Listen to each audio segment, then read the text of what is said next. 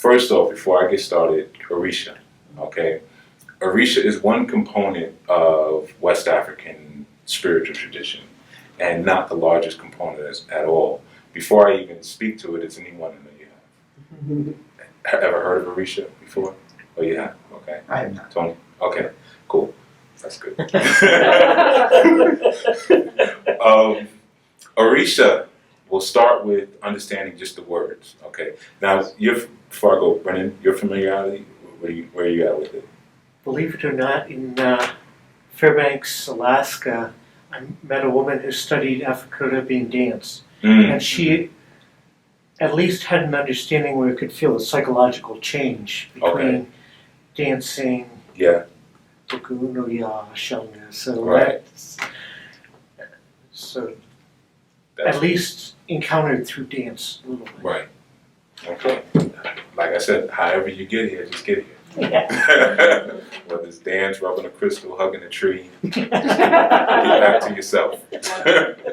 You know.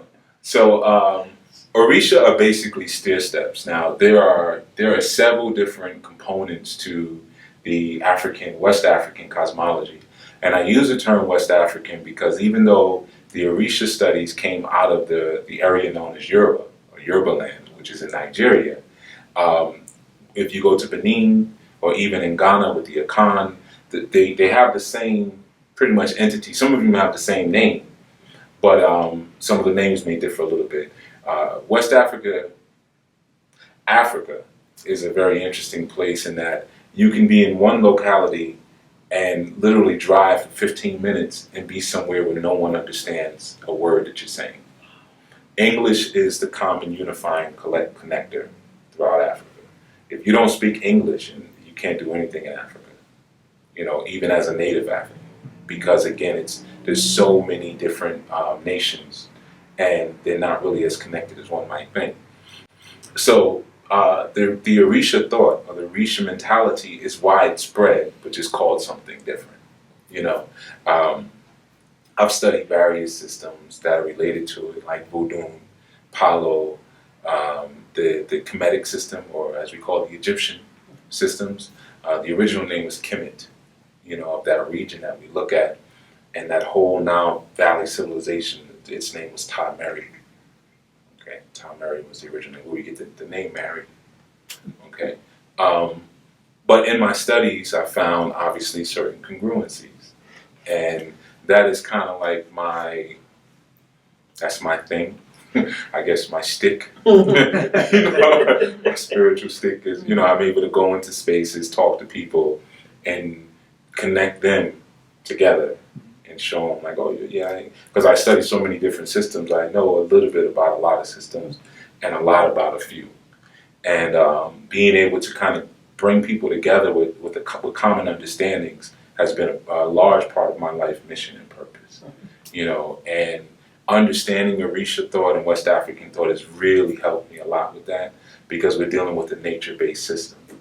And whenever you have a nature-based system, it's not hard to connect with other people, because most of our understanding of God comes from our reaction to our natural phenomena.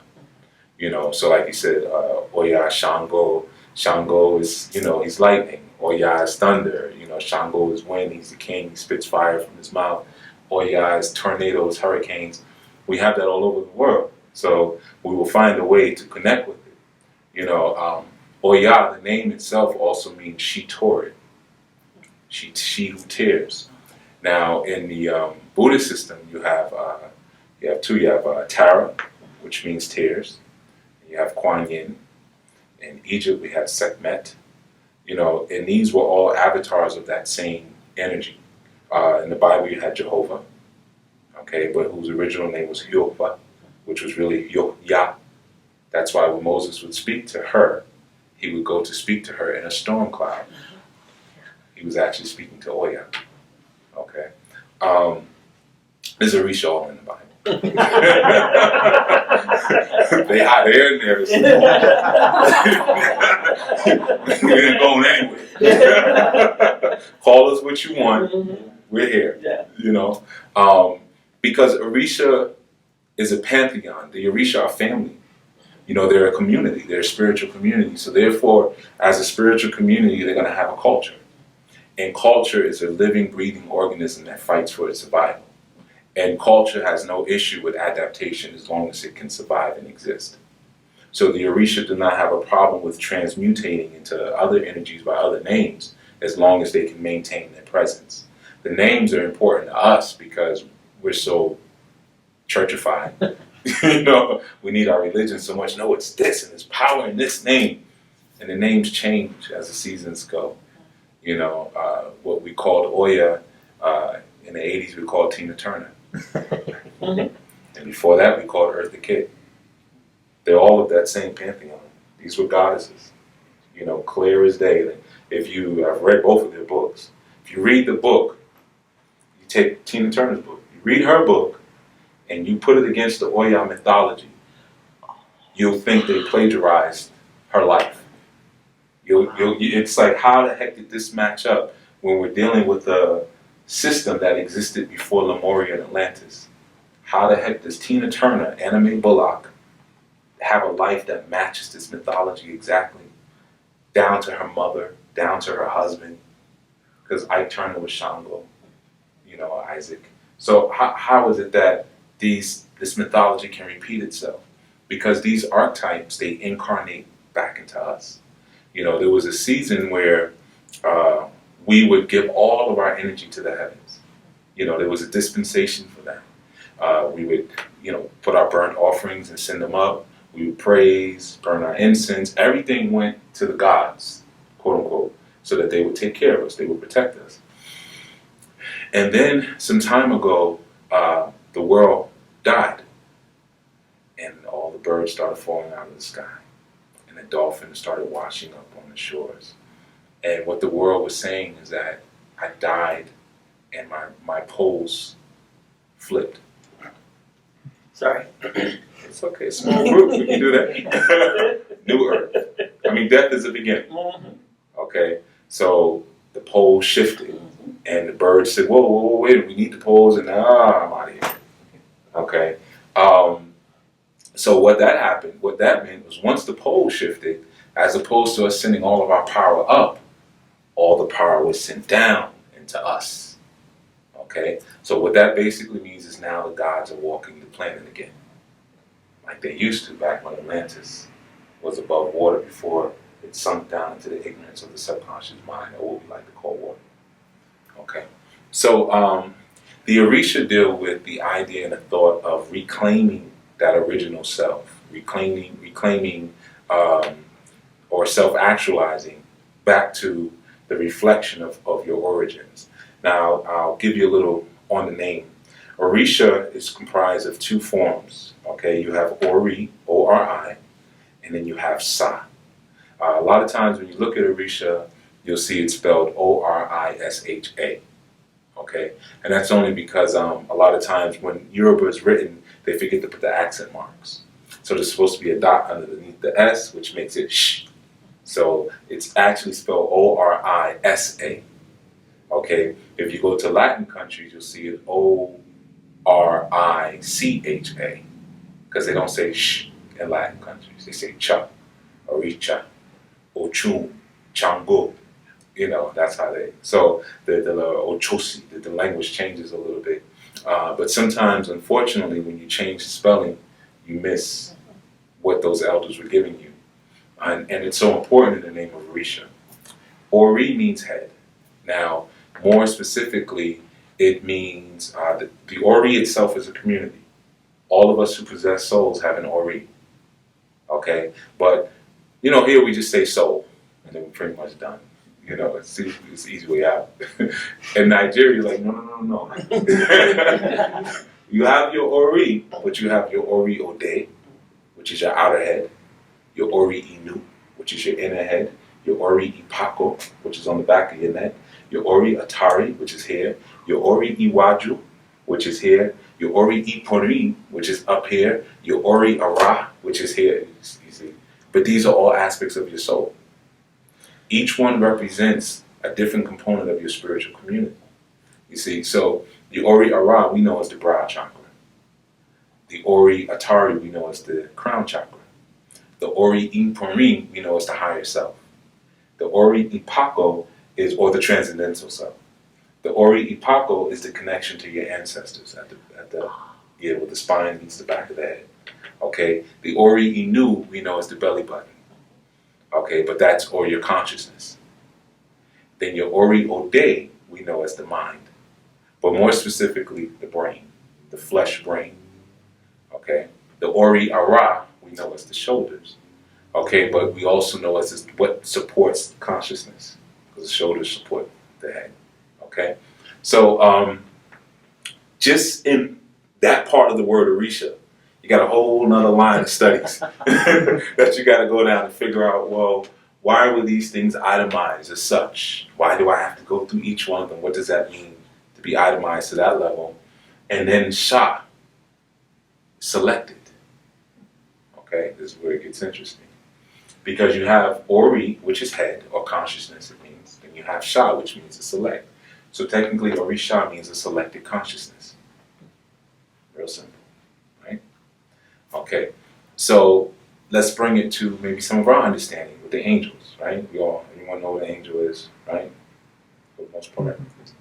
I mean, to us, so we feel personally what an angel is. Now, our original pronunciation and spelling of the word angel was angel. That was changed, okay, for good reason. It needed to be changed because the Catholic Church would have been in some trouble had they not have changed angel to angel, okay? Because to say I'm an angel of God would mean that technically, if you follow this path, you can get to God, you know. But we can't. We got to get rid of that because then that messes up the church. So we made it angel, okay? But let's go back to that original understanding because we're in our own space right now. We don't have to worry about anyone coming in and hurting us. So let's talk about angel back where it was. If we can say that, you know, Uriel, Aziel, Israel, Mikael, Gabriel, these are all different angles. We can go through all the L's, you know. These are all different pathways to get back to the Most High. Then let's now relate it to our Orisha understanding. If Ori is head and Sha is to select, or Ori is consciousness and Sa is to select that consciousness, in effect, what it means is that you can use these different consciousness to get back to your God self, which in this system we call the Ori Iponri. That's the person up here that nobody understands. We're not meant to. Anyone here familiar with Kabbalah? Mm-hmm. Okay, cool. So very similar to Ein and Ein Sof, where we're going up there where it's causeless, but it's ceaseless.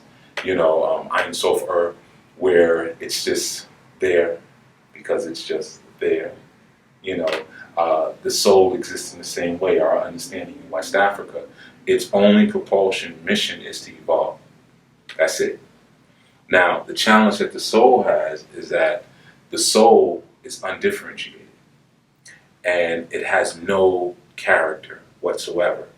The soul really has no sense of community. It only has a sense of oneness and nothingness at the same time. But it has no sense of ego or individual expression. So this is where the spirit comes in. Okay? So that's the Sha part, the selected part. The Orisha are spirits. So that means because they're spirits, they won't last forever. They have a time and then they're done, like any spirit. Okay? The Ori is the reflection of your soul. Like we say higher self. Now, of course, we know the higher self, when we speak about our higher self, we never can be our higher selves. We can only reflect it because it's just too much. Our nervous system couldn't take the higher self, you know, the God self or the soul self. But we have these step-down transformers. If anybody's familiar with like electronics, you know. I was going not to knock this. Okay. Okay. I get a different kind of electric one, but I got it. Okay, but it's, you know, it's like we have this big thing coming through, it's humongous. And then we get something that steps it down so that we can handle it. Okay? In this tradition, we have an entity known as Eshu. Okay, and Eshu, his symbol is the cross. Here in the States, they call him Legba. like in the South. Okay, coming from Ilegba. Okay, right? And Ilegba is actually short for Ilegbara. See, when you mess with the spellings, you lose stuff. Bara means a person of power. So Ilegbara means to launch in power. Okay? So, and of course, I went from Ilegbara to Ilegba. But it still works. You know, because we have Oris, we have souls. Because we have souls, we have the ability to animate anything we put our mind to. So if we want to make it Legba now, then it will be Legba. If we want to make it Santa Claus, we can make Santa Claus real. We can make the Easter Bunny real. In fact, they are now. You know, you have these pathways to get there. And Ilegba, Eshu, or Ilegbara, is the entity that stands at the crossroads. His symbol is the cross, okay? And very similar to our Jesus, right? Same spelling practically, because you know there's no J's in the Hebrew language, right? So Jesus is E-S-U, J-E-S-U, S, Eshu is E-S-U. Eshu is inside of it. Same story. No man comes unto the Father but by me, and the truth, the way, and the life. Eshu says the same thing. You don't get to the other Orisha unless you pay tribute to me. He's very similar to Himindal in Nordic tradition. You very familiar with the Nordic? Not that level. All right, that's cool. Well, you saw the movie Thor? Mm-hmm. You got to see Thor. You remember the role that Idris Elba played? Yes. Okay, that was Himindal. Oh, okay. Okay, and he sat there with the storm, Oh, with the sword, Yeah. you know, and he was really, the reason that it was such an outrage when the movie came out was because this was an African-American or British character, African-British character playing this role, but he was the most powerful of all of them. So a lot of people were upset about that. But in the tradition, Himindal is the black god. Yeah. You know, traditionally, Nordic tradition. I don't know how that got there, but he's the black god. They kept that.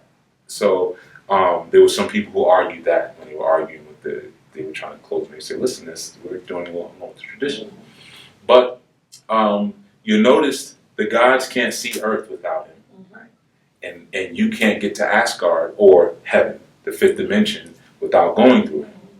Now, a key piece with him, though, is that whenever they travel across the Bifrost. Remember that? Okay, it's the Rainbow Bridge, right? And of course, you know the Rainbow Bridge represents your chakras. Okay? Now, the Orisha all have colors too, as you probably remember from the dance, and you know, like Oshun, I'm saying like I'm mad now. Oshun is yellow, okay, but more specifically gold, because she represents alchemy, okay. And Shango is red and white. The red represents Ashe. In our system, we call it Ashe. Other systems, they call it Chi, you know, or Moyo, or Prana, or life force, or spiritual authority. We call it Ashe, you know. But when Ashe activates, when it's moving, it's actually red. When it's at rest, it's black. This is why Eshu's color, Legba, is red and black. Okay, he represents the energy. He's androgynous. I'm saying he, but it's really an androgynous entity because he represents the Odu, the womb, the blackness of the womb, the darkness of the room. When it's at rest, it's undifferentiated. You know, you can put whatever you want into it. When it's done, it'll go right back to its state. But then he also represents that activated force. He owns power. In this tradition, he's called the owner of Ashe, or the holder of Ashe. He holds it in a calabash. And like you were talking about with your adopted brother, with the initiations, what the initiations do is they step you, it's like the step transformer. Like, okay, now you can take a little bit more current. So they bring it up instead of bringing it down. Okay. Because if you were to receive, the reason people call Eshu the trickster, they called him the devil, all these different things, is because they wanted too much of him. You can only take as much as your nervous system can handle. He's also in Grecian culture, he would be Mercury. Okay, so he's that speediness of the nervous system. You know, he's a messenger, just like Jesus is a messenger. He's the intercessor to God the Father. Same stories. Similar to Kundalini, if you were looking at the Hindu, because that also has mercurial powers if you raise it too fast. Right. Okay. It's similar to when you're raising Kundalini too fast. But we have an entity that deals with Kundalini specifically. Oshun now does live at the root chakra, so he would be like the base of that serpent. He'd be that serpent coiled, ready to fire off. Okay. You know. So yeah, in a sense, certainly. Okay. You know. So yeah, we have Oshun, and he makes sure that we get what we can handle. You know, and he tricks you into discovering or really make a decision if you want more power. That's why he's called the trickster. You know, all mythology is always a trickster. You know, you have Loki, you have Pan, you have the satyr. You even have the scene when Satan tempted Jesus when he came out of the wilderness. The wilderness represents heaven. He comes out of heaven and he says, "Hey man, I'll give you all the world. I'll give you all these things. You know, if you just, you know." And where people kind of messed up on that way, said, "Well, Satan's a liar. He said he owned the world." Satan does own the world. It's his. You know, the three-dimensional world is his, because Satan always makes a replica of whatever your soul, or what we like to call God, whatever your aura recreates, Satan will recreate a material representation of it, and to try to make you invest into that and think that's where it's at. You know, but it's a trick, because ultimately he doesn't want you to do that. You know, because Satan, I mean, when he's done tempting you, he takes off his suit and he goes, sits on the throne. Now he's God the Father. Same person. You know, but I got to make sure you really want it. I got to really make sure you're ready to say goodbye to this world. You know, so Oshun is that trickster energy that does the same thing at the crossroads. When he's the energy of segregation, where he makes you make a decision. You know, sometimes when we come into our consciousness and we come into this knowing, we want to bring so much with us. And we get really upset when we can't. We get upset at everyone, everything, get upset at the Most High. And, you know, I've always been this way. Or we start pulling out our zodiacal charts. And, look, you know, I'm supposed to act like this, you know. And Oshun will just laugh at you. You know, Oshun will say, that chart was for children. Your body was born as that. If you want to tap into this information, or if you've been tapping it, you've already broken out the chart. Because Oshun, you know, if you look at the zodiacal wheel as a round circle, if you could do that, he's in the center at the crossroads. And he's saying, you're trying to get through the center of this zodiacal wheel. You're trying to get through the hole. And because you've already mastered all the other forms, but you got to realize that to get through this hole, you got to die. The only way to transcend out of your current reality is you got to die. You have no other choice. You know, it's that dark transformation that we never want to go through. So Oshun has that dark aspect as well. You know, and I'm not speaking about physical death. Not necessarily. Right. Yeah. That transforming death, that corruptive death. You know, and most of the time it doesn't look good. Because what happens is that when you go to the next stage or the next dispensation, the walls of your current reality have to crumble. So you'll find that it feels like the gods of this season have forsaken you. You know, like every time I needed to go get more clients or a job, I would just burn this incense and pour out this, and everybody at the doors, they would just come through. If I needed a meal, I was hungry, I would do this, and this would happen. And you're doing that and you're finding, but it's not working. My usual stuff isn't working anymore. Like, I've lost my mojo. And what it is the spirits are saying, that's not for you anymore. You've transformed out of that. You've transcended your form. So those tools don't work for you anymore. That world is dying. You got to go to this new world. Okay? And that happens a lot too with us when we stumble into our consciousness, as I said earlier, and we're living a certain life that may have certain strong linear boundaries. You know, it could be like we're in corporate America or something. And then, but we're studying on the side. And on a lunch break, we're reading, you know, the Kabbalah. And, you know, and then what happens is that world starts to crumble because we're telling our spiritual guides that we're ready to live off of a life of mysticism. And they say, okay, well, we're going to prepare for you a place to live off of your mysticism, but we're going to extract our resources from that. So now there you're on your own. And And that's why it's not working anymore. Now you see what it feels like to not have your spiritual guardians in alignment with what you're doing. Okay? So essentially, Oshun wants us to go through that thing, but he makes it very difficult. But we were speaking about just coming back to ourselves, or coming back to the Ori, manifesting what the Ori is. The Ori is the soul, or the reflection of the soul.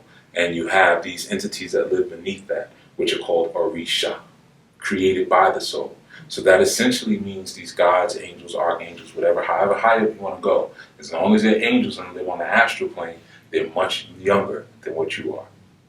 Much younger. No one in here even knows their biological age, because you'd have to be able to date your blood. And you can't do that. you have a birthday, but you don't know how old you are. But you're certainly older than any god you know the name of. Any god that if you know the name of it, you're older than it because you created it. In most instances, we create our gods because we miss our mothers. We miss having someone who will come every time we cry. We call them. We feel very lonely.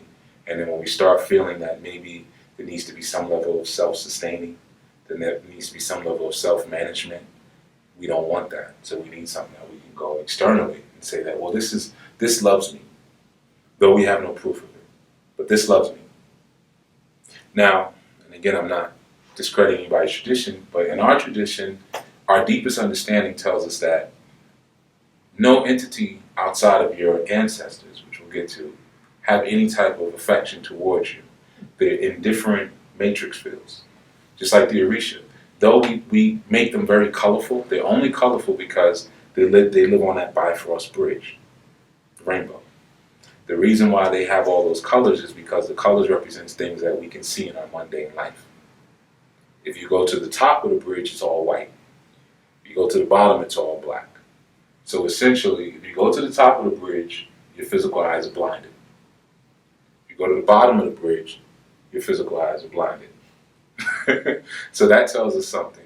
Light is not good or bad. Dark is not good or bad. It just is. The in-between, the colors, is where we feel the range of our emotions and perceptions. This is where our personality gets an opportunity to cultivate our ego. Okay?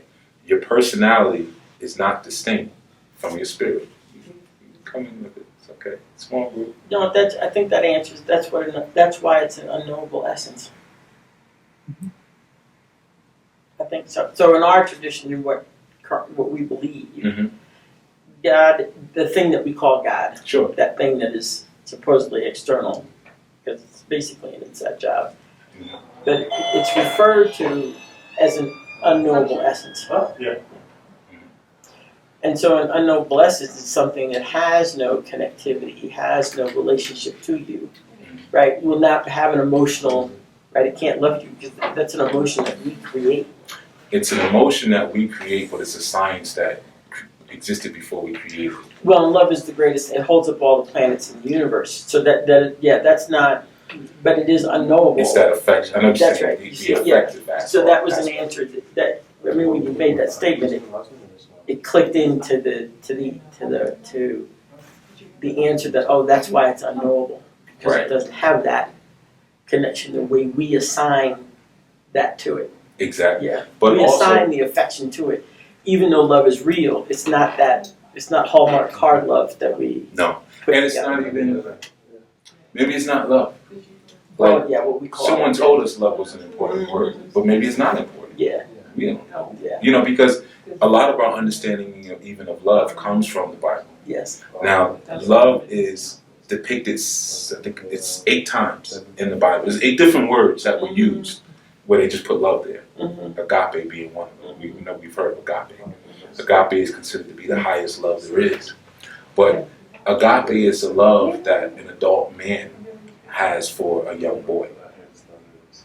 That's agape love. That's by definition. So agape love is pedophile. Now, if you understand Grecian culture And I'm saying because agape is a Greek word. And you understand why that's the case, because their culture was based on that. Pedophilia, that was a part of what they did. Even Zeus's boy lover, Ganymedes, he gave him a bigger planet than he gave his own wife. So that gave you an idea of how they looked at their lovers and who their lovers were. Spartan, the soldiers were lovers because they said, well, if I fight side by side with my lover, then I'll fight harder because I want to make sure we make it back together. So no judgment, but we got to know that stuff. So then when you start looking at it, maybe that word isn't even what we need. Yeah. There's something, we called it Oshun. We actually put a face on it, but some call it dark matter. But sometimes the words, when we get caught trying to define them, that's when we fall in trouble, because the sciences that we're dealing with, whatever that tradition is you have, it's grown beyond love. It's so much deeper than that. But one of the things, like you said, is the unknowable essence. In our tradition, we understand that we are what's known. So, like I said, nobody knows what the Ori is. It's like nobody knows what iron is. You can't. You're not supposed to know. You're supposed to try to find out. That's right. But Kether gives you a clue. When you get to one. Kether is one on the Kabbalah tree of life. And that crown, or Kether, what it does is it defines the nothingness. You see? So we define the nothingness of God. I'm just using that word parenthetically, God. So it's like you said, the unknowable essence. It's known through us, but it's known as through its corruption. We're the negation and the corruption of God. But I got you, Brandon. Come on. Yeah, it's just. Like we were saying earlier about the rainbow is what we perceive. Yes. So is that what we die to get to something that we can't see? Or? Yeah. The thing is, the rainbow is what we see, but the rainbow is like our steps. Okay. Now you said what we die to, right? Yes. Through that transformation. Yeah. Okay. Well, death comes through the dark energy. Okay. So we die. And it's kind of interesting. We die to go back through the rainbow again to light. To light. Yeah. Okay. Okay. Look at it like you got dark down here, or blackness, Great. the void. Then the rainbows, or the chakras, and then you have infinity, which is the light. Now, what we are, we started as infinity. We started as light. And we said, okay, it's unknowable essence. We're still there. That essence said, I'm so perfect, I can't understand me. See, when you're stretched out to perfection, you can't get a sense of yourself shape. If I was stretched totally out like this, I don't know how tall I am. I don't know what it's like to contract. Oh, I can do this. I have shoulders. I don't have a sense of self because I'm so perfect. Okay, that's up here. But that's actually the death that everybody's afraid of. They just don't know it. Because perfection is death. You don't want to be perfect because perfection doesn't change. Okay, because it's perfect. Doesn't need to change. I'm just the way I am. And in the Bible, the Luciferian story, Lucifer was not the same as the devil, or saying totally different dude. Lucifer says, hey, you know what? Yeah, you didn't build me with will. I'm an angel. I only have consciousness. Somehow, you snuck some will into me. You know what you did. And he said several times, I will. And the last will was, I will soar above you, and I will sit on my throne will be higher than your throne. No problem. God the Father says, I wanted you to do that all along. Because I need someone to be better than me, or I don't evolve.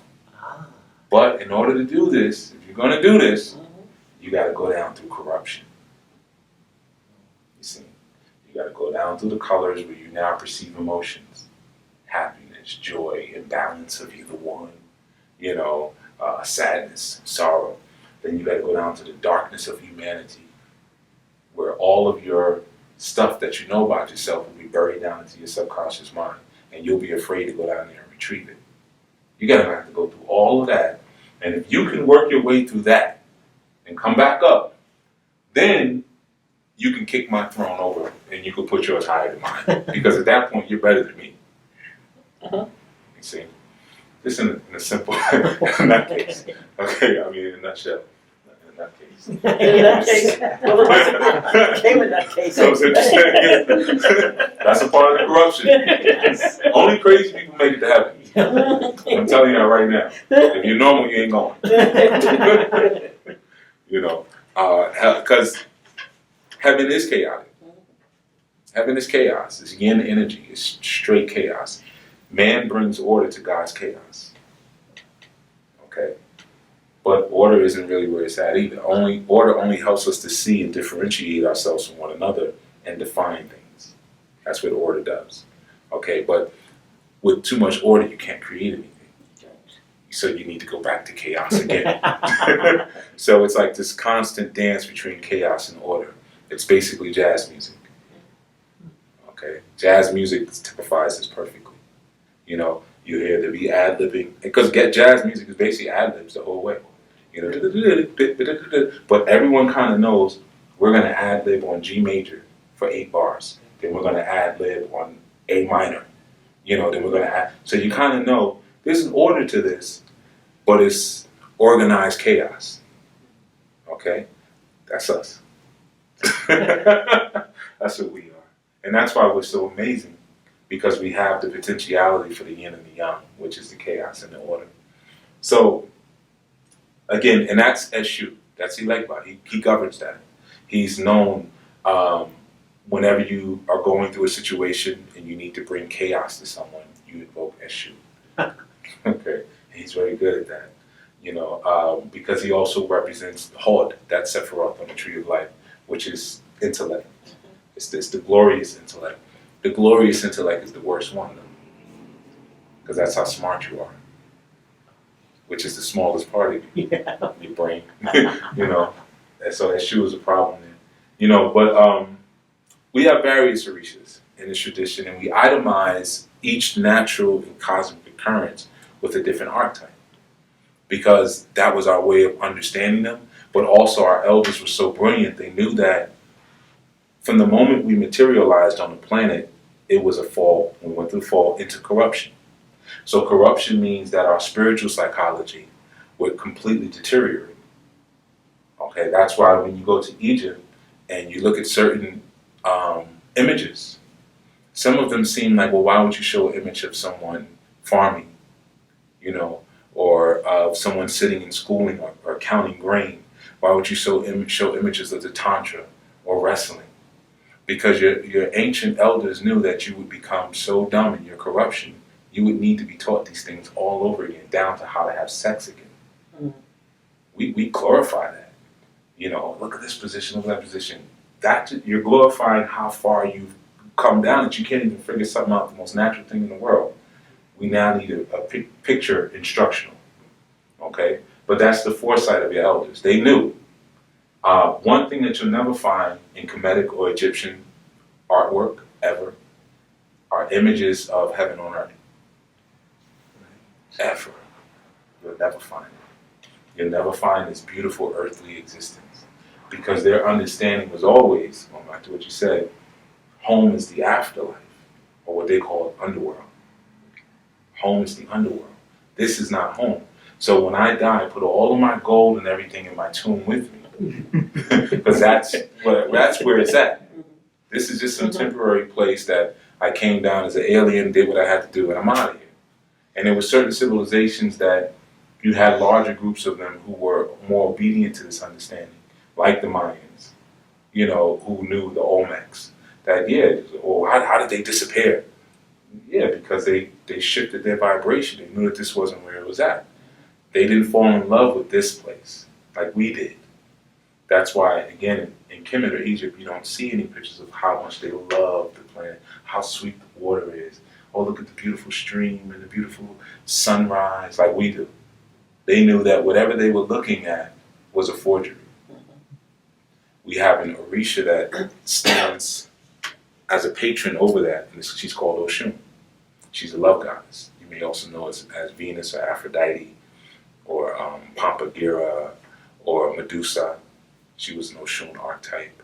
Athena, Diana, Parvati, Lakshmi, goes on and on and on and on. And then we have our physical representations like Hillary Clinton, Marilyn Monroe, Bob Marley, James Bond. James Bond was an Oshun type. Beyonce is an Oshun type. They all come from that same pantheon. We look at it like it's weird, but 1,000 years from now, that's who they would say that we worship. It's like how we're talking about Orisa.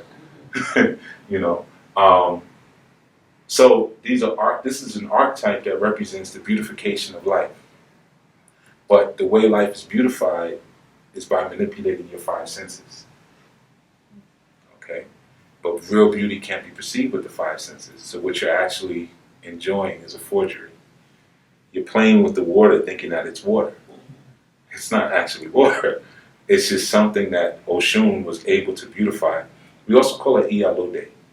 Iya means mother, and Ode means outside. We call her Mother Nature here. And we love Mother Nature. Right? And we would never think that Mother Nature is just a forgery. Okay? And that's why Oshun, we always see her, and a lot of the love goddesses, they always have the mirror, and they're brushing their hair, and they're laughing. Because they're looking at the mirror saying, they fell for this. This is hilarious. This is a joke. So is that like a Maya in the Yes. in Hindu tradition? That's It's Maya exactly. that this is all illusory This is and an it's illusion. not. Yeah. Yep. But in order for you to believe the illusion, I have to make it sweet. Mm-hmm. So it was an illusion the moment it started to formulate. Mhm. But somebody had to say, and that's a part of Eshu's aspect too.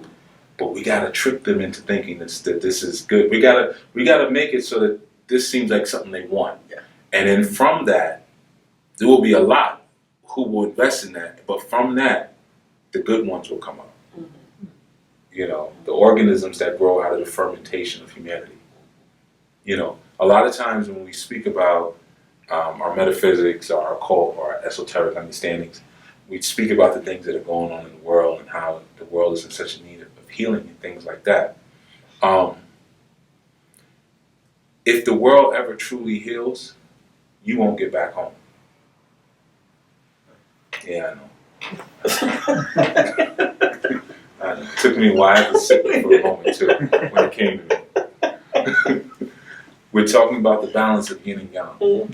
Okay?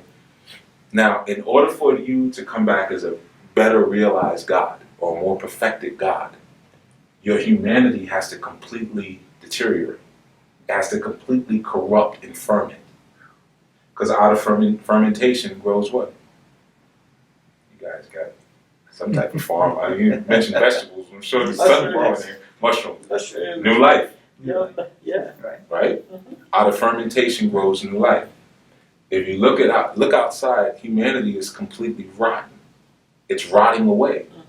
We have no sense of it's all I now. I spoke about that in a video recently that I did on YouTube, actually here. And I spoke about around, I think it was like 1936, Dale Carnegie had come out with How to Win Friends and Influence People, right? But that was the era.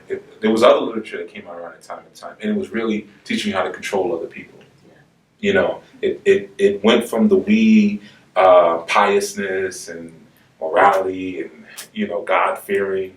It shifted from that to being civic-minded, community-minded, to I'm special because I have a distinct personality.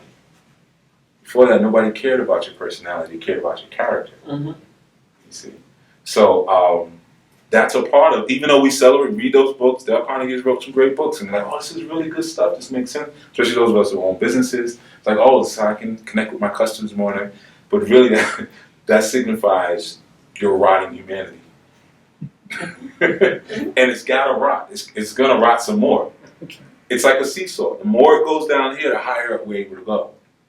And eventually, everyone who's down in the cesspool is going to come. They have no choice. Kundalini, we were speaking about it earlier, signified by the snake. In this tradition, we have Oshun Mare. Okay, and our highest archetype is named Olodumare. Olodumare.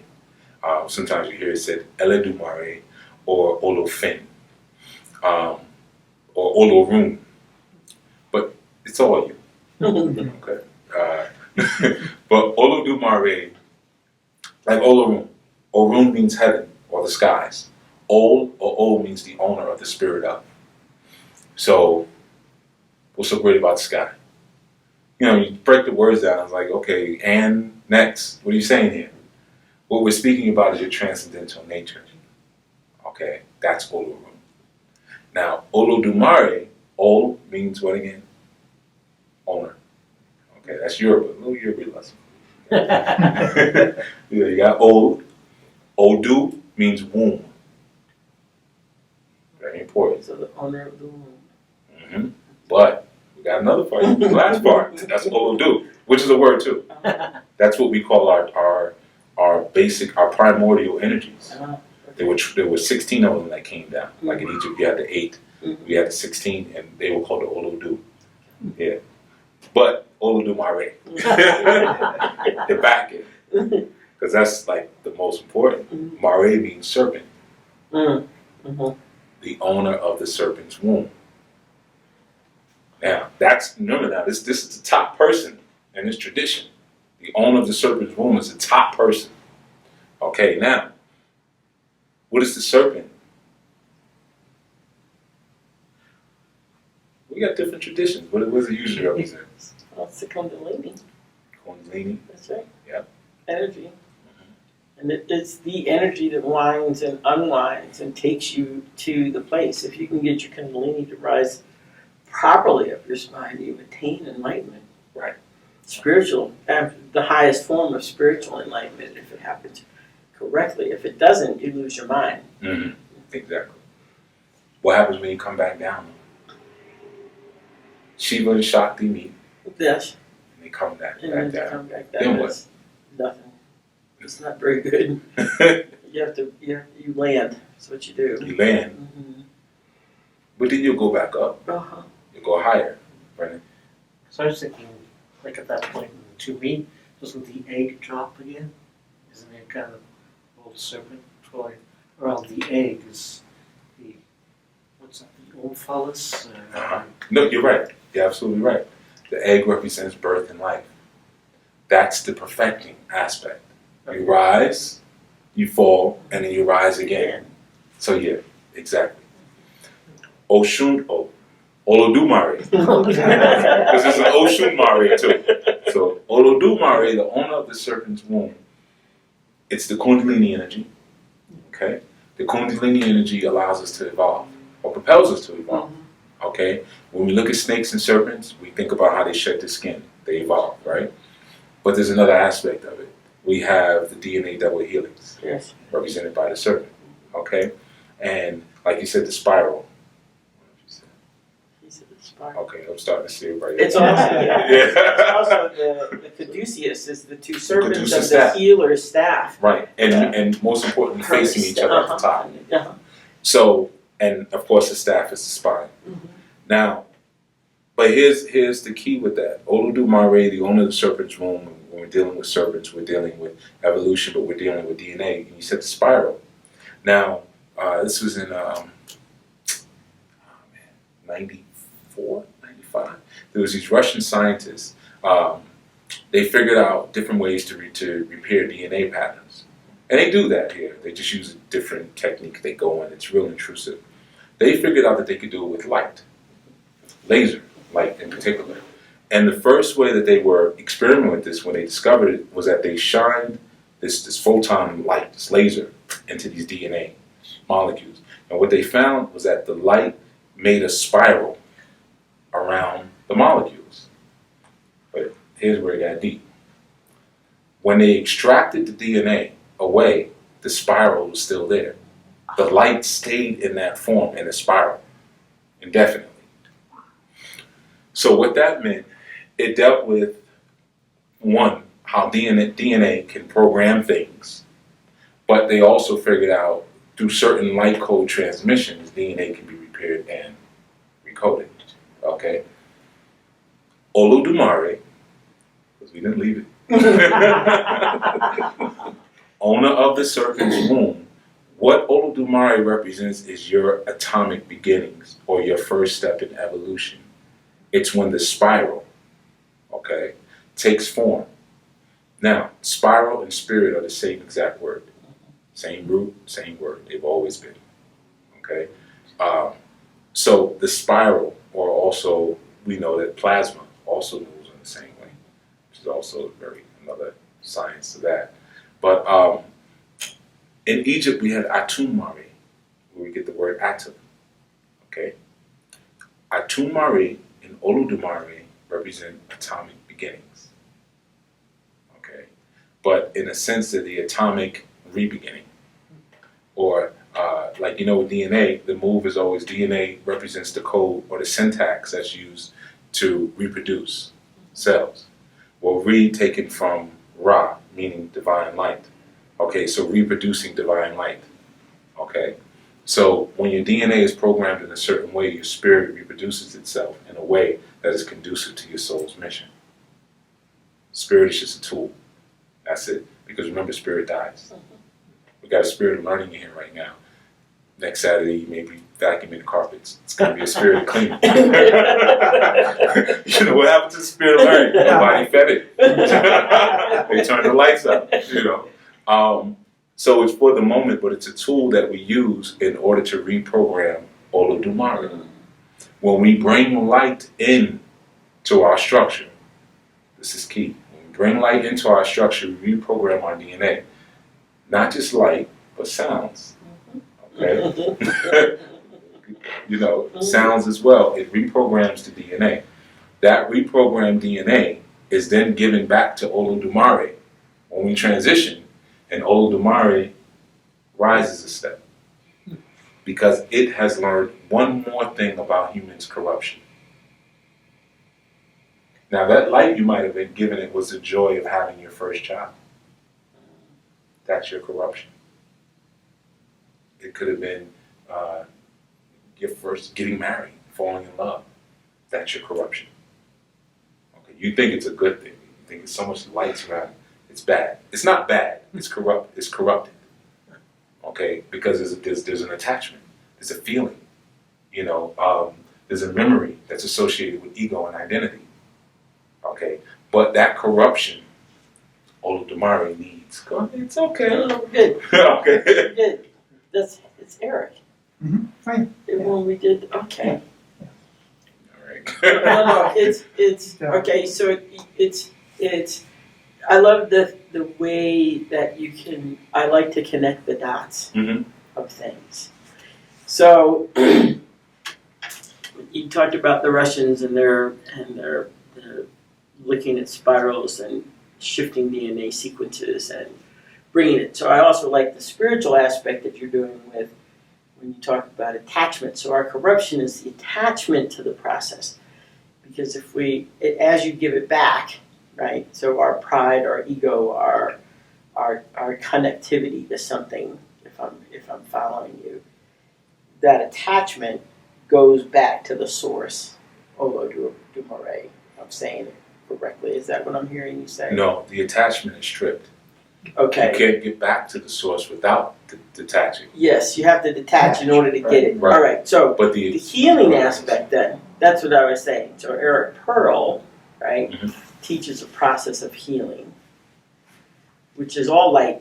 Where you just open yourself to source, what you're calling Olodumare, right? No. But go through it, and then I'll give you the correct points. Yeah.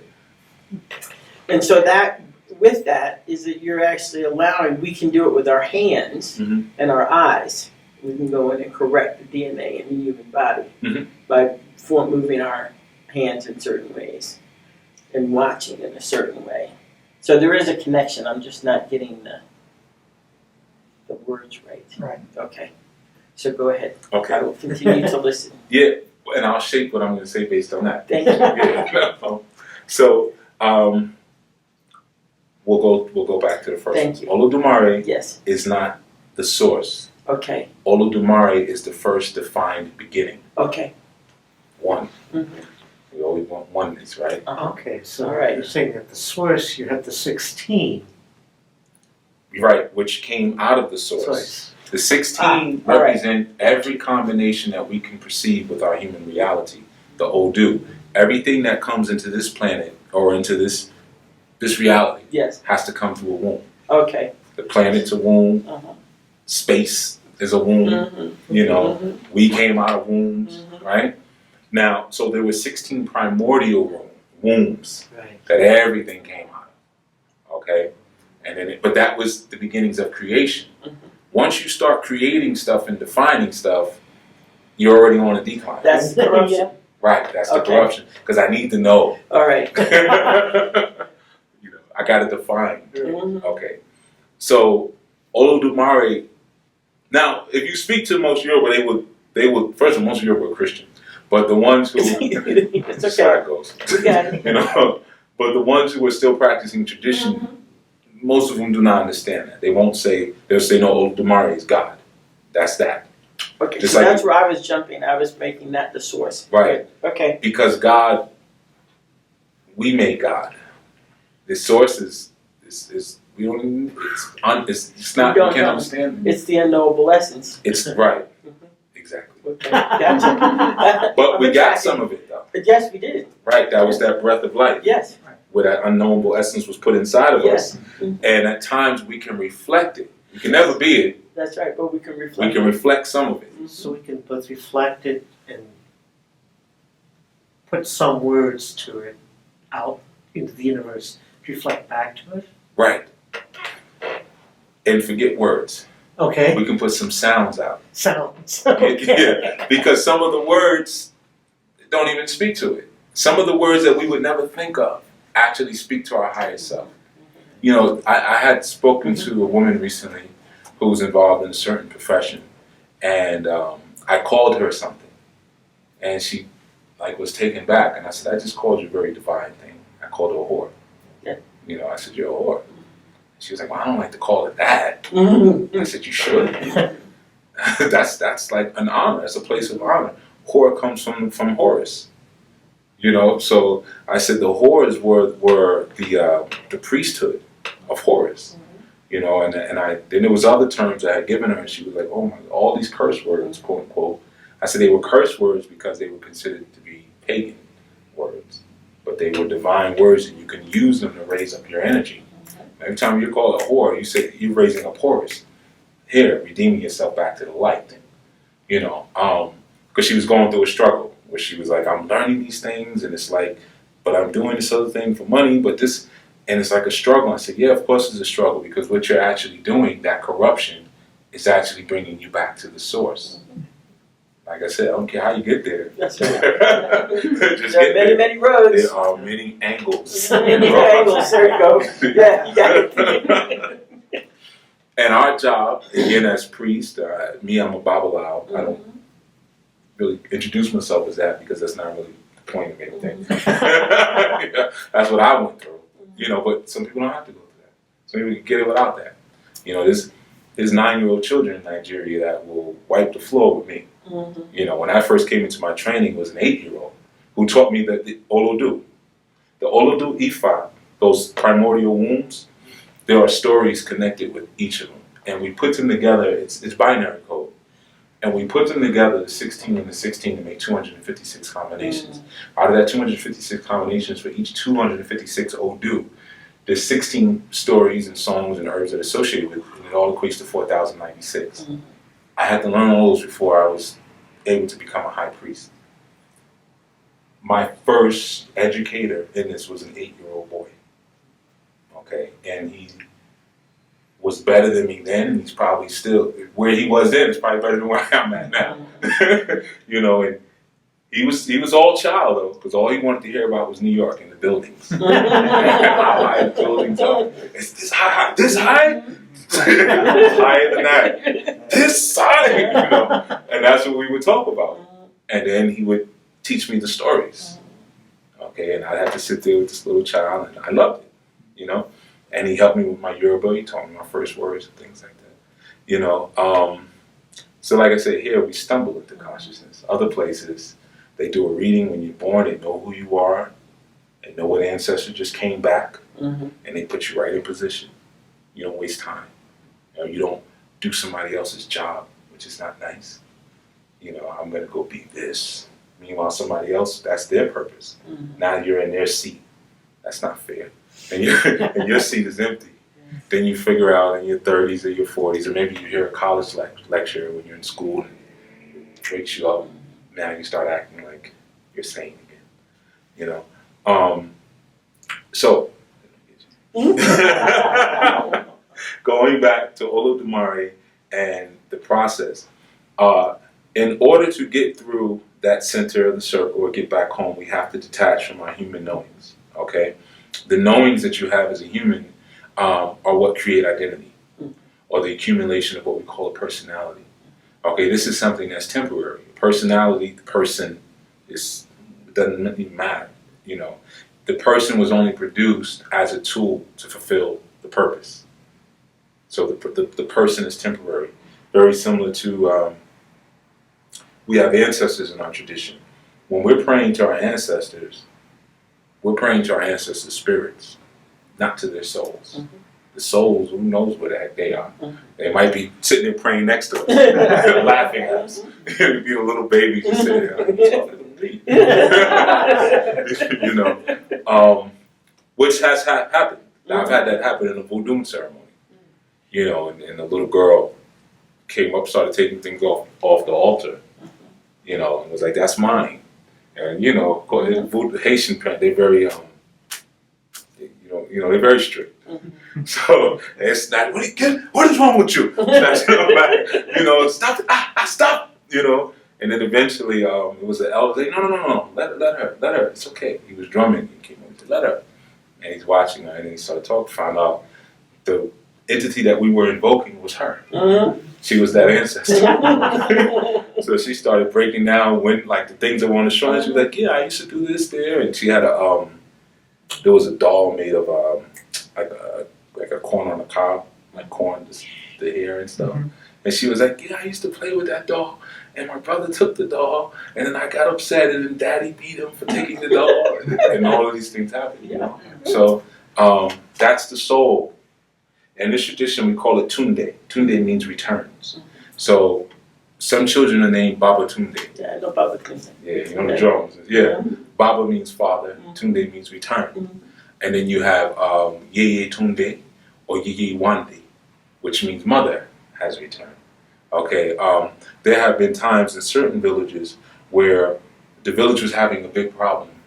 You know, I heard a lot of these stories, well, enough of them, where this was the days of, I don't want to say in the days because it hasn't really stopped, of human sacrifice. And see, a lot of people look at it like someone kicks in your door, grabs you, and hangs you up, put some chloroform in you in someone's basement like this, you know, but it's not that. There were times when elders stepped forward and said, I will go, because they're looking at their grandson and their granddaughter and said, I already came back. Because there are times when the soul will reproject before they even left this reality, you know. So those children, they'll come through and like an elder will say, oh, I can't, and everybody will see it, oh, you came back already. You know, which is not necessarily a good thing. So then the elder will say, a lot of times that happens because that elder is supposed to be the ebo of the sacrifice. So the elder will say, okay, I will go and maybe go to the river and just go in, you know. And that's how a lot of things were fixed in Nigeria and Ghana, you know, from doing that, you know. So yeah, it's the unknowable essence is what sent Olodumare. Or in the Quran, when we speak about Allah, or Ilah, what his name really is. And it's a he, but it was a she who sent it, or him. That she is what they call the triple stage darkness. Okay, and it is said, even in Egyptian culture, that Ra unfurled itself in the triple stage darkness of Amun. Okay? Amun is the hidden aspects of life. It's that black hole the scientists figured out a little while ago that sits behind the sun. In our tradition, we call that the sun. The sun wasn't this thing that we can see. This was called the demiurge. Okay? And then in other traditions like the Congo and in the Dogon, they called Sirius B the sun. That was actually the real sun of of this universe. This one was just, because if you can see it, if it's that blatant and that arrogant, it's not real. It is the quiet, silent things, the small voice that hold the power. Because that black hole behind the sun that they found out, we called it Amun, or Amun Ra. And we call it the sun Ra, you know? But it's the black hole, it's much bigger than the actual sun. It's much more powerful. Very similar to the 97% of things in this room that we can't see. It's 97% in creation you can't even see. There's more air in here than there is anything else. You know, so it's the unseen, the corruptive aspects. Gotta go back to our invisible chart. It is the dark aspects at the bottom that are actually where all your power is. Your human corruption is what gives you your power. Your spiritual piety is what gives you your enlightenment. So how do the two come together, don't they? Okay, two come together in you, first of all. That's the only time they get to come together. Okay. Look at it like this. There's something here. There is. No, there is. And it's a portal. Things I feel pass it. through. Yeah. Yeah, things pass through. Don't pay any attention to it. No, serious. she's right. I felt it. I kept feeling like I was going to knock something over. Yeah. But I didn't look down. No, and I'm like, I'm going to knock these people's face over. And this was the first time I looked down. Okay. Yeah, you're all right. Yeah. Now if I put my foot there, I'm going to get it back. I need that to try. So, you know, just don't lean into it. Yeah, let's not be honest. People keep falling asleep. Like a zombified. You know, the foot's in Saturn now. You know, being worshipped. So, it's, okay, remember you have God up here, right? Or the Most High is up here. Kinda. And the Most High, you've ever watched a vampire movie? Yeah. Okay. Now, one thing you notice about vampires is that they love humanity. They eat everything, but then they always find that one, it's usually a woman, that he falls in love with. And he can't bite her. He wants to bite her. Oh, but I can't. But I want to, but I can't. But he's just in love with her. And sometimes they'll even turn certain people to vampires because they love them so much they want to be with them forever. But what you'll always find is that the human also loves the vampire too. And is usually saying, just do it, bite me, I want to be with you forever. And the vampire says, you don't know what it'll be like, no. Right? What that represents is spirit always has a craving for flesh.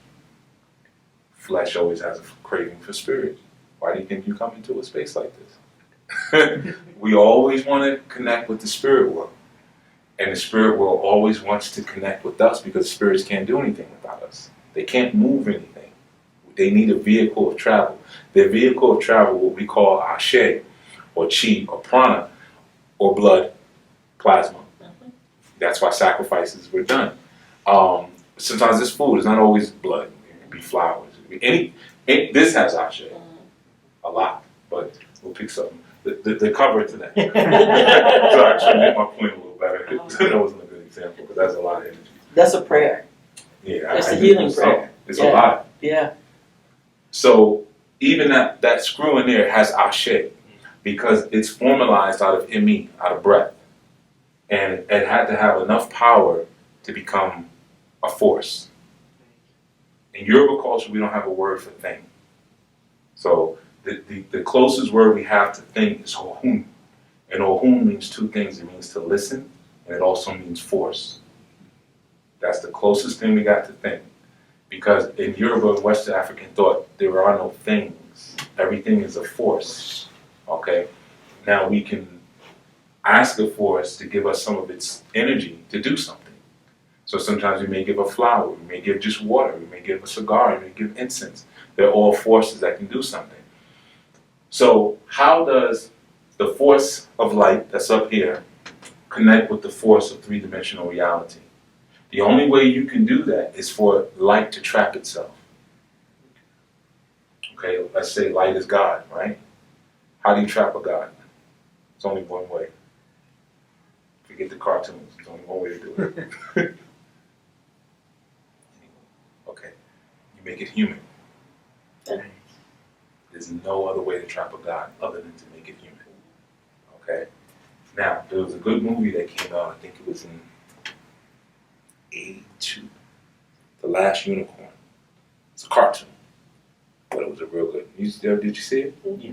Yeah. Wasn't that like, ooh, see it again. I know you see it for me. That was such a great movie. That movie taught me a lot about purpose. In the movie, you guys? Okay. I remember. You remember Schmendrick the Great, he was the musician, the warlock wizard, and he was the only one who could see her, at first. But it was because his magic didn't work, because he had no ego. He was like a child.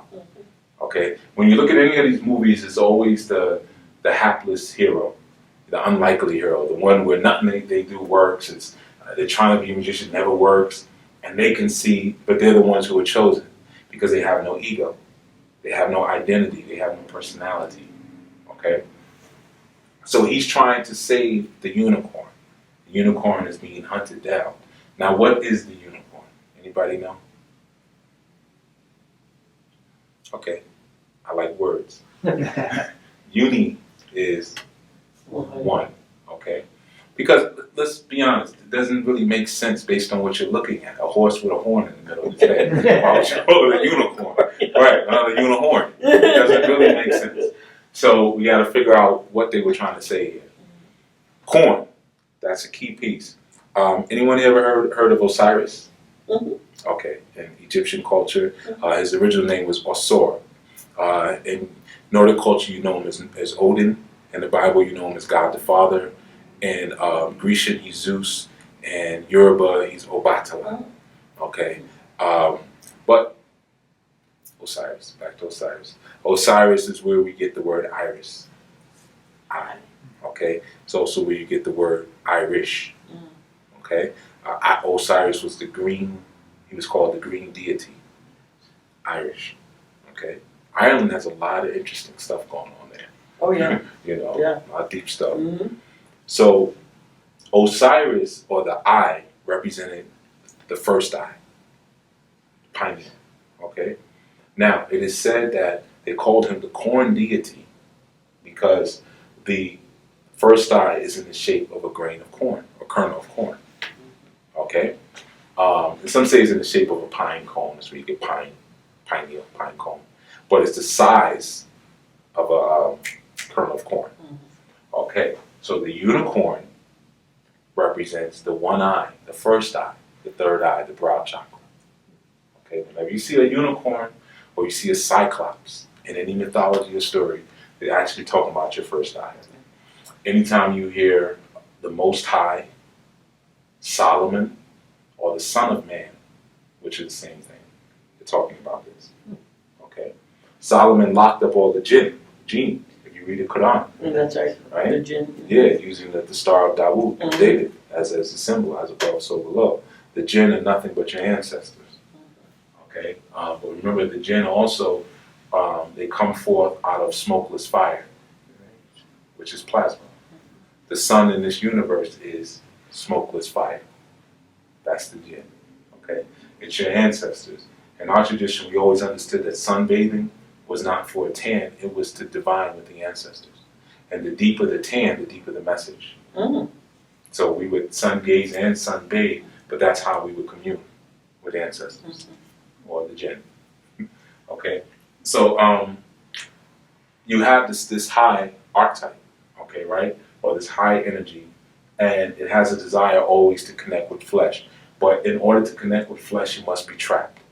Now you had the unicorn.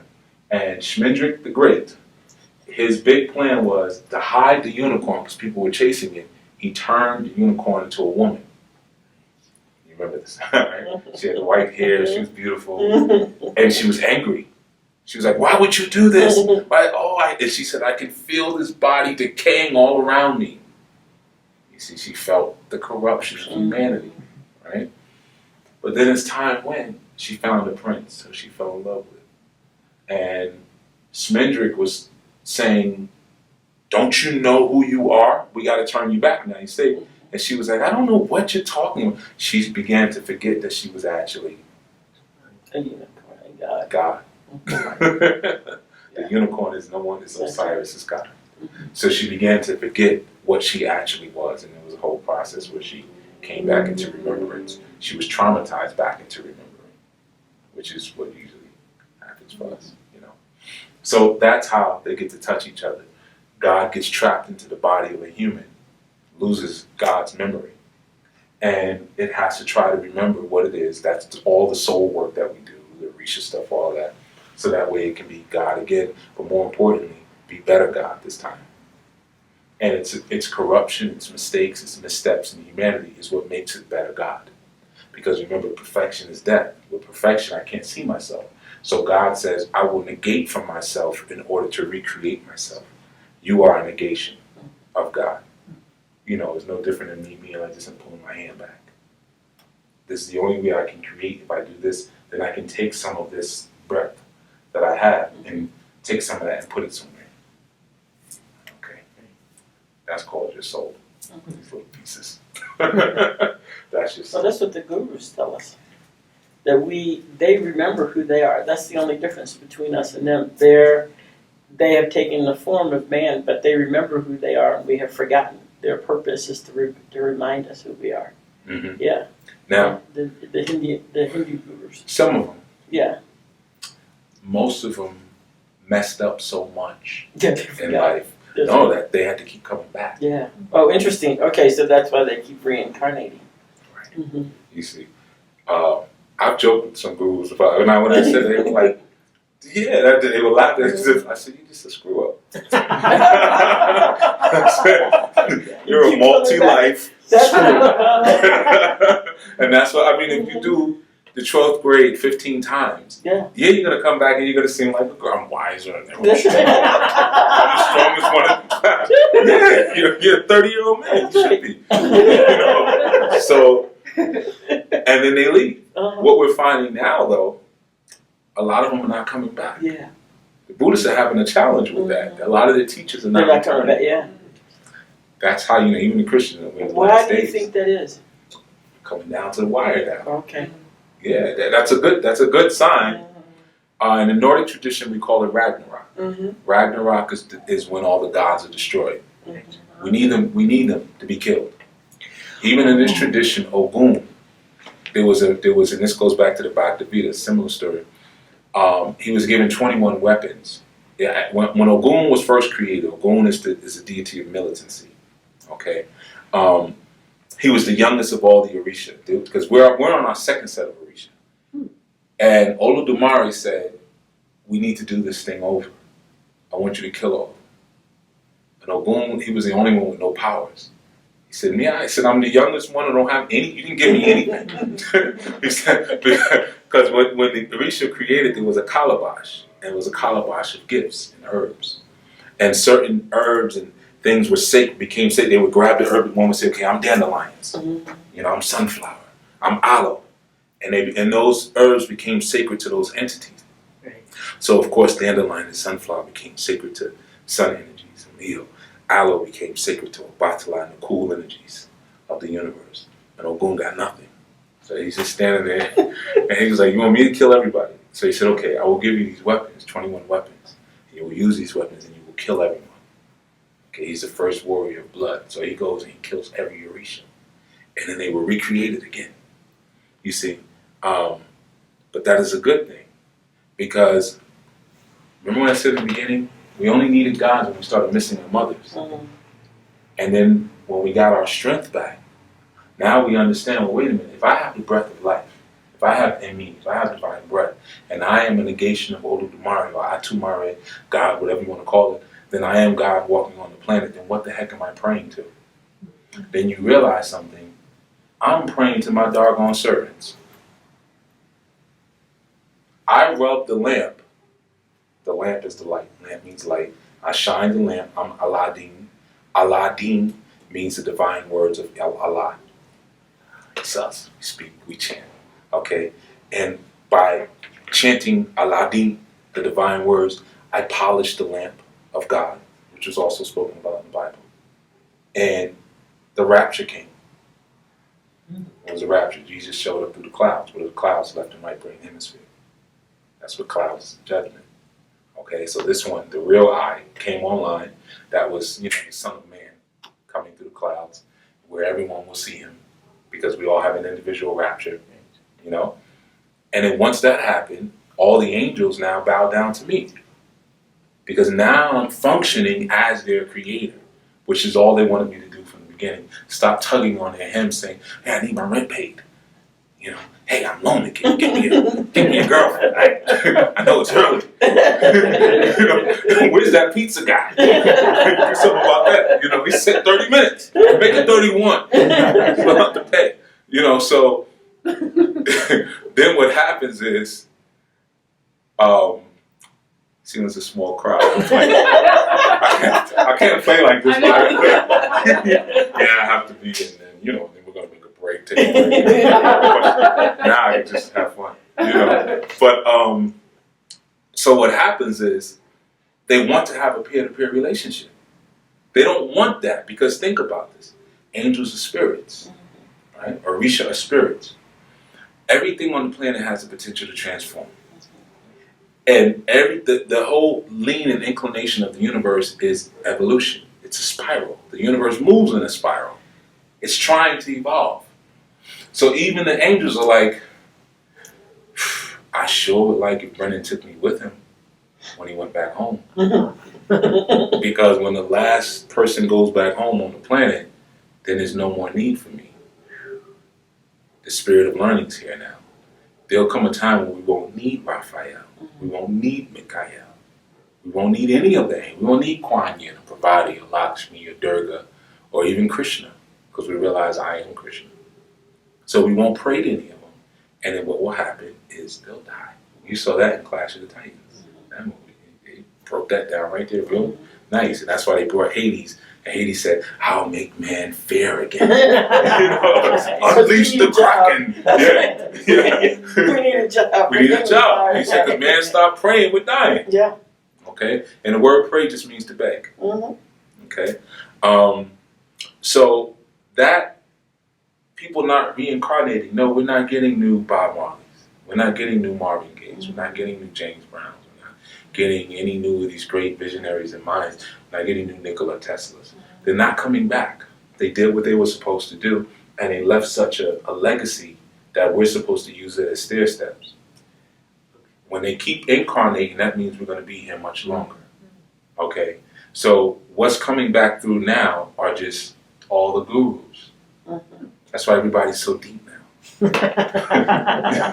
That's pretty cool. I like that. Yeah. That's what it is. It's all the gurus. Now, you have two types of gurus who have come back. Some are governed by the energy of Kuan Yin. Okay? So you know that when Kuan Yin is in heaven, she's compassion. When she's on the planet, she's Kali. You don't want that. So a lot of people, they get her confused. They go, "Oh, she's compassion, she's loving." Yeah, but it's a different kind of compassion. That's Yeah. In Yin world. Yeah. In Yang world. She lifts your house up and moves it over here. She's a tornado. Yeah. She's the supplanting of power. That's right. Okay. Now, so you have the ones who came back because they wanted to give. They showed compassion. But then you had, let's say three types. Then you had the ones who came back because they weren't done. But again, I got left back in this 12th grade. I know more than everybody else now. But I didn't finish my mission. I didn't complete. There's something I didn't do. Maybe I didn't, take that egg out of the salad when I was supposed to. I was told that was my mission. Stop eating that. Maybe I wanted to eat hamburgers, and I was told, but you're a daughter of Hathor. So the cow is divine to you. You're not supposed to eat that hamburger. And I didn't understand, so I liked hamburgers so much, got to come back to the planet again. Whatever it was, I didn't give my children enough hugs, or that last hug that they needed. So you got those. But I learned a lot. Then you got the ones who worked really hard, did everything they were supposed to do, evolved, okay, and went to the next step and said, "I'm going to come back now and have fun." Those are the ones that we feel like are decoys now. You know, Elijah Muhammad called them the 10%. They know better, but just won't do better. Mm-hmm. You know, they're just having fun. You have some children. There was a Dr. Was Dr. York? Yeah, Malachi York. He called them disagreeables. Mm-hmm. They just will not do right. They're brilliant. They have so much potential. Those are the ones who came back and said, man, I did everything right last time. This time I'm having fun. Mm-hmm. Think about all the sacrifices we've gone through for this, to understand this, the amount of alienation that we face from not only our friends, but our family. Mm-hmm. The explanations, no, I don't need that anymore. No, you know, this, that. You going to go where to do what? You know, you're going to go off the deep end. Leave that stuff alone. We go through all of that, and that's all Eshu. And he's saying, you know, he's making fun of us. And, you know, when I used to go to my old neighborhood, it was always, okay, so what religion are you this week? It was always the running joke. How do I say your name again? What's your name? You know, I had my grandfather even do that to me once. You know, he's like, I know how to say your name. And he started laughing, making up all these names. You know, and that's my birth name. It's my birth name. And he's sitting there saying, yeah, it's yeah, your mother gave you some funny name, I don't know. You know. But and that was a part of her SU experience. Do I give my children these names? This is what I'm feeling, but this is at that time, this is a very heated climate, you know. Gotta do it though. And they'll whatever they gotta do whatever. You know, even if it's from their own grandfather. You know. So you have those who come back just to have fun. You have those who didn't get it right, and then you have those who come back for compassionate reasons.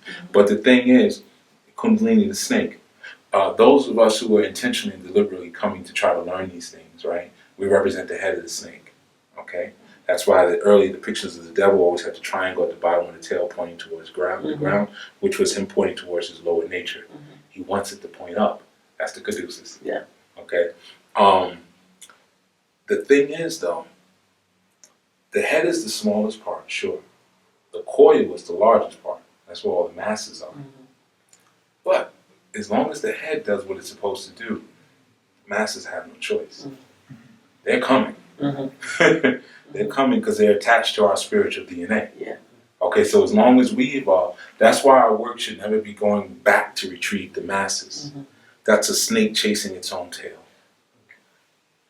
Your work should always be going forward. Don't worry about the masses. Don't worry about them, because they're going to come anyway. They're just going to come kicking and screaming. But they're going to get there. Yeah. So now what's happening, going through all these different lifetimes, now the gurus are incarnating inside of the masses. This was pointed out in the movie The Matrix. You saw the movie? Okay. Remember where the Oracle was? Projects. Making cookies. Making cookies and smoking a cigarette. Oh yeah, I know I need to quit. Because it was an argument. Right, yeah. But she's in this dirty building, but you had all these special children. What they were showing is that these entities are not incarnating in temples. They're incarnating in urban areas, in the slums, in the places you would never think to find them. These are where the gurus are coming back. You see? And they gave her the cigarette on purpose because they were trying to downplay, because she was actually the god of that world. It wasn't the architect. It was the oracle. And Morpheus was actually the one. It wasn't Neo. She even said it. You know, because when Neo came and he was like, he said, I'm not the one, am I? She was like, I got bad news for you, kid. Have a cookie. Yeah. She did. She told me, have a cookie. But she told him, she said, you know, but Morpheus believes in you so much. And that's what was needed. We needed Morpheus to believe in a savior because Morpheus didn't have his strength yet. This is what we're talking about. Morpheus still needed a god to pray to, which was Neo. But he was, Morpheus, it means to transform. He was the god of the underworld. That's Morpheus, or Orpheus. So Neo, and that's why he didn't have any dialogue in the movie. I mean, I don't know. I have to do something. What do you have to do, Neo? I just need to. That's it. That was all the dialogue. And this. And then knowing that, you know. But Morpheus was the one telling him, like, hey, man, you're not breathing air. You know, he was the one who transformed him. So that's why they gave it a cigarette instead of a cigar. It should have been a cigar. then you would have known the oracle was that shoe. Okay, they had to give it a cigarette because that's more masculine. Yeah. You know, so it's like, okay, it toned it down. Oh, what I was talking about the masses real quick, which is important. They're going to come whether they like, but the head is the smallest part. So it's just like an atom. The nucleus is the smallest part of a molecule. You know, sometimes we're so concerned about our numbers. And it's not the masses that do anything. If you look at a cell structure, most of it's just air. You know, that's the masses. It's just air bouncing around. And they seem to be moving in random movements. But what happens if you put a microscope under and try to look at it, they move to where you want them to move. So that means the masses are easily programmed.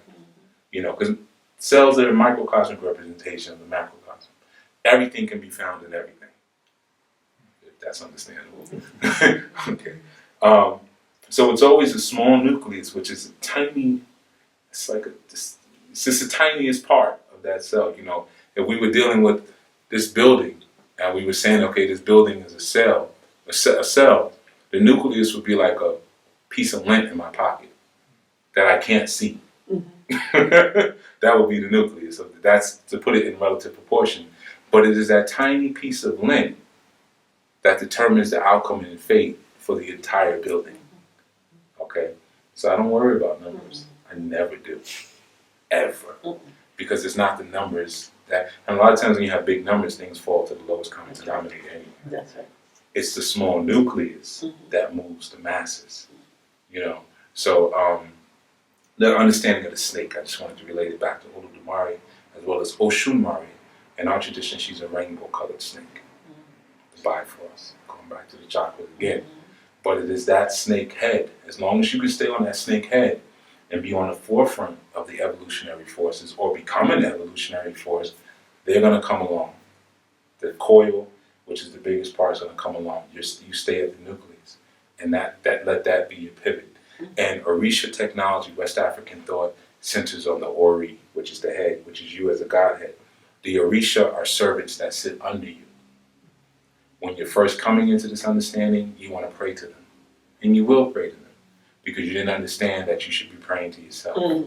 Okay? But you get that later. You start to figure it out after a while. Because once you develop a peer-to-peer relationship with the Orisa, you'll start telling you things. You know, because it's like if I had a sincere relationship with you, Brennan, and we became very close friends, and I knew you were actually a billionaire, and you didn't know. At some point, I'm not going to tell you when we first meet, but when we're real tight, I say, hey, you know, Brennan, we don't actually have to stand in this line. You know, we can buy everyone here. You know, I'm going to open that information up to you because I want you to take me with you. So spirits function the same way. When you approach them from a peer-to-peer relationship, and the beauty of it is they take care of your other mundane problems. You don't have to pray about that stuff anymore. Because it's like if you play chess with me every day, and every day you got to walk a certain way to get to me. And I like playing chess with you because you're the only one who taps me from my mind. Everybody else just wants low-level stuff down here. But I can play chess with you. I'm going to make sure you make it to me safely every day so we can have our chess game. I'm going to make sure you know, nobody bothers you, you got enough money, you're fed, you're comfortable, you got everything you need because you're now interacting with me on a level in which I was designed to be interacted on. They were not designed to be a vending machine. Orisa, angels, all archetypes were designed to input their wisdom into your brain. That's their only really design.